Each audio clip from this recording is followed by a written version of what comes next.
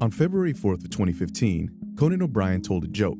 Tom Brady says he wants to give the truck he was given as the Super Bowl MVP. They gave him a truck. He wants to give it to the guy who won the Super Bowl for the Patriots. I think it's very nice, yeah. I think that's nice. I do. Yeah, so Brady's giving his truck to Seahawks coach Pete Carroll. The day before, Robert Alex Kaseberg tweeted this joke. The same thing happened again. Yesterday, surveyors announced that the Washington Monument is 10 inches shorter than what's been recorded. Yeah, of course, the monument's blaming the shrinkage on the cold weather. It's a penis joke. And again. Some cities that have streets named after Bruce Jenner are trying to change the streets' names to Caitlyn Jenner. Yeah. Yeah, and if you live on Bruce Jenner cul-de-sac, it will now be called a no-sack. The coincidence in timing was enough for Kaseberg to sue O'Brien and Time Warner, which owns HBO, for joke theft, alleging damages of at least $600,000. The case is still open and could go to trial soon. Kaseberg denied our interview request, and O'Brien's team maintains they wrote the bits. Comedian Patton Oswalt is an expert witness for the defense in the case, and he can't address it directly, but he explained the challenge of claiming ownership over a joke. You've accidentally stolen a joke. When I was starting off, I was still an open micer in DC, and I was terrible.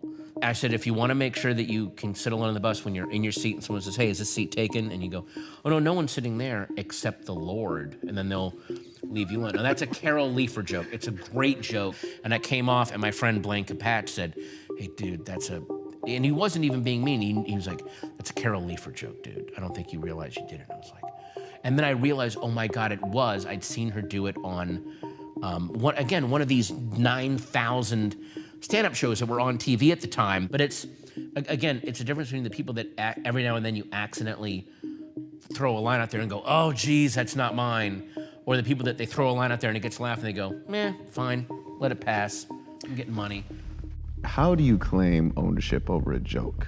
People that have been doing comedy, even for a year, understand without it having to be spelled out on an algorithm what ownership of a joke means. We understand who came up with the idea, who ran with it. I guess it is hard to understand for some people that comedians come up with jokes from nothing. There's no books, there are no spreadsheets of ideas, there's no workbook we can fill out to get a joke. We create jokes from nothing. Right. With a comedian, why is it that as an audience, if somebody steals a joke, and even if it's blatant and there's evidence, I think most people think, it's so funny.